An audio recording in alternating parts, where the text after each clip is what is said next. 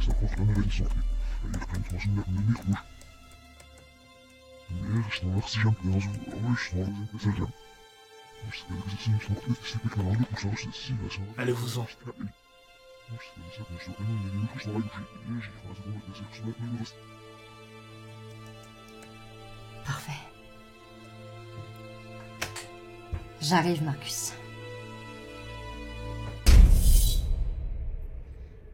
Ave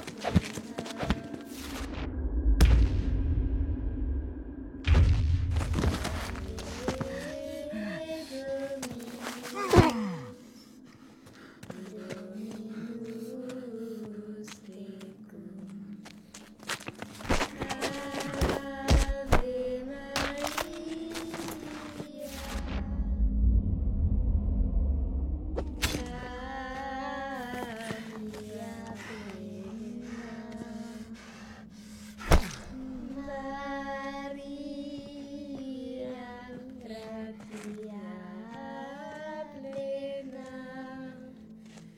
Maria, gratia plena, Maria,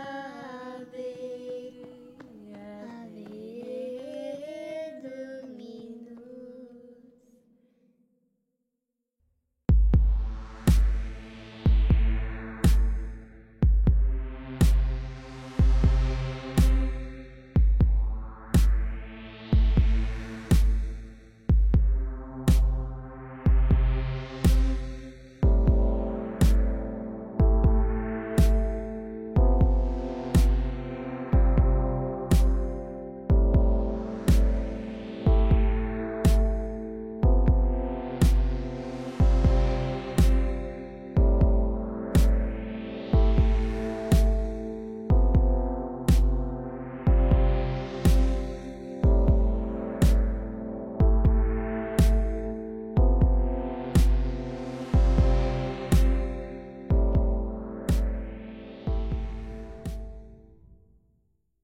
tecum.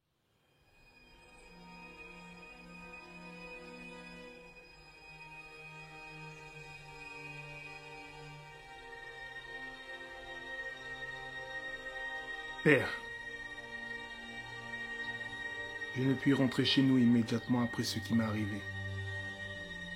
Il me faut un temps de réflexion pour comprendre qui je suis et où je vais. Je vous remercie pour ce que vous avez fait. Je vous enverrai régulièrement de mes nouvelles. Marcus. Tu as besoin d'aide? Non, je suis totalement guéri. Tant mieux. Je m'inquiétais pour toi. Pour quelqu'un qui n'est pas venu me voir une seule fois, je trouve ça indécent. Tu sais bien que si je suis pas venue, c'est que j'avais quelque chose d'important à faire. Plus important que moi? Presque. Tu veux mon aide? Non, Tu as besoin d'aide. c'est compliqué. Ça ne concerne que moi et ma famille. Je t'assure que si tu m'expliques, je pourrais t'aider.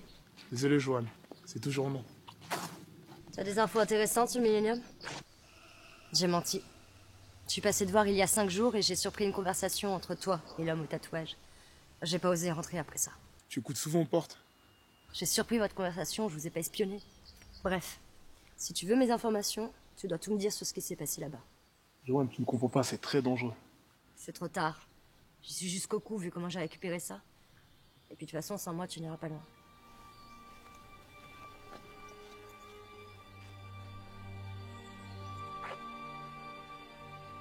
Très bien.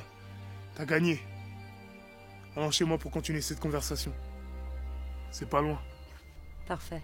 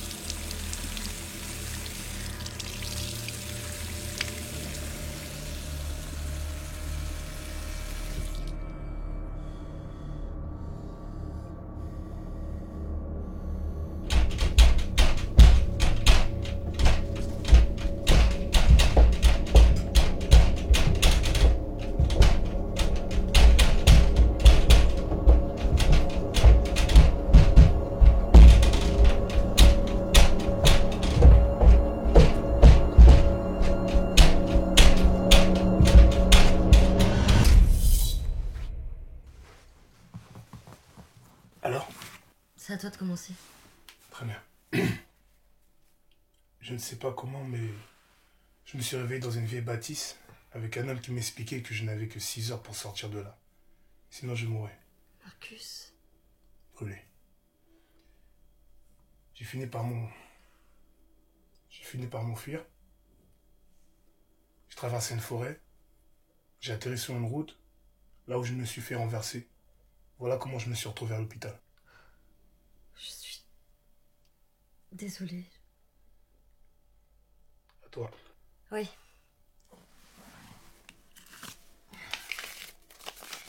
J'ai lancé tous mes contacts. Et crois-moi, ça n'a pas été facile. Pour tout te dire, Millennium est une organisation fantôme. Et aucun de mes contacts n'a pu me dire quoi que ce soit. En gros, tu n'as rien trouvé. En gros, oui. À part quelques rumeurs. En gros, tu m'as roulé. Laisse-moi finir, c'est que ça devient intéressant. Un de mes vieux contacts m'a relancé. Un contact dont je n'avais pas de nouvelles depuis très longtemps. Il m'a laissé 4 noms. J'ai donc décidé d'enquêter sur eux. Hugo Stern. Un homme d'affaires qui a fait fortune dans les transports maritimes. Cette figure légale cache le chef de syndicat de drogue le plus florissant de tout le pays. Note que son entreprise a pris une expansion soudaine il y a 5 ans et que depuis, il se paye le luxe d'avocats prestigieux du nom de Scott Lynch. Laura Adele.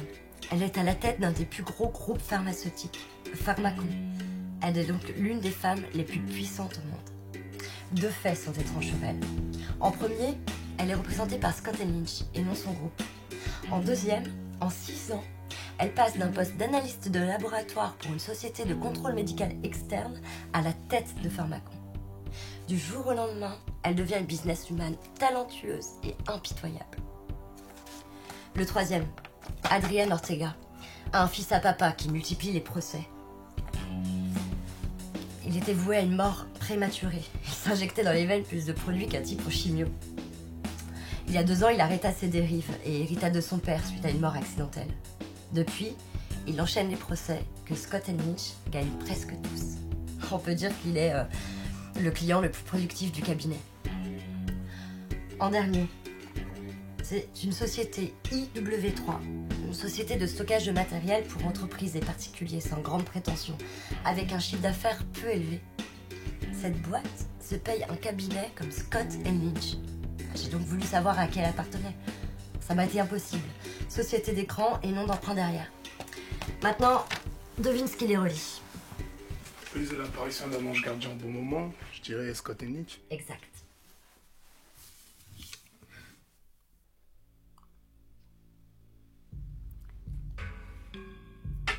Tu as bien fait tes devoirs. Merci. Mais c'est pas fini. Cette récurrence m'a poussé à leur rendre une petite visite. Quoi? Mon père est représenté par leur cabinet. Il m'a été facile de rentrer dans leurs locaux.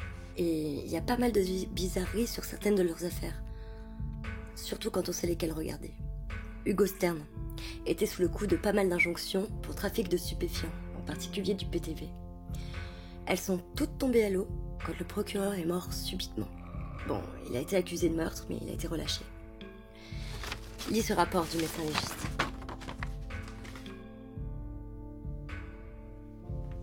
Le procureur Gucci ne semble pas avoir été assassiné. Apparemment, il est mort de cause naturelle.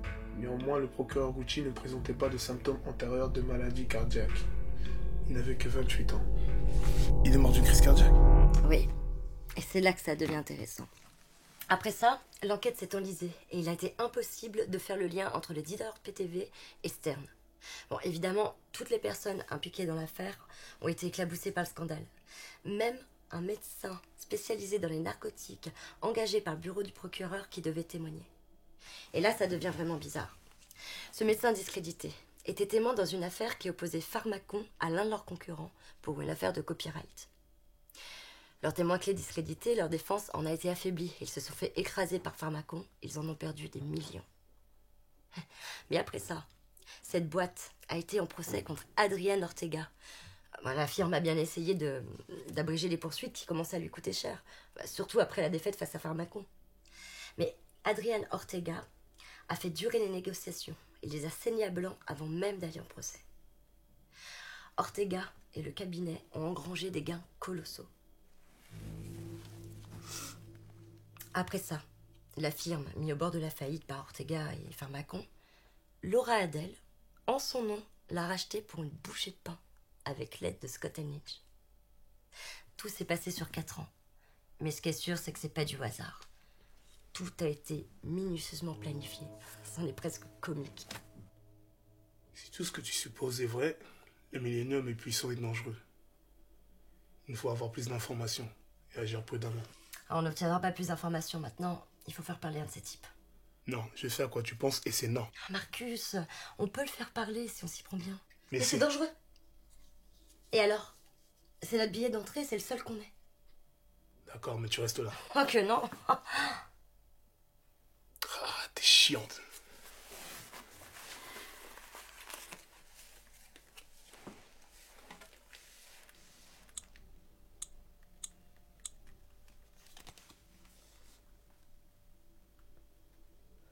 Oui, c'est Marcus.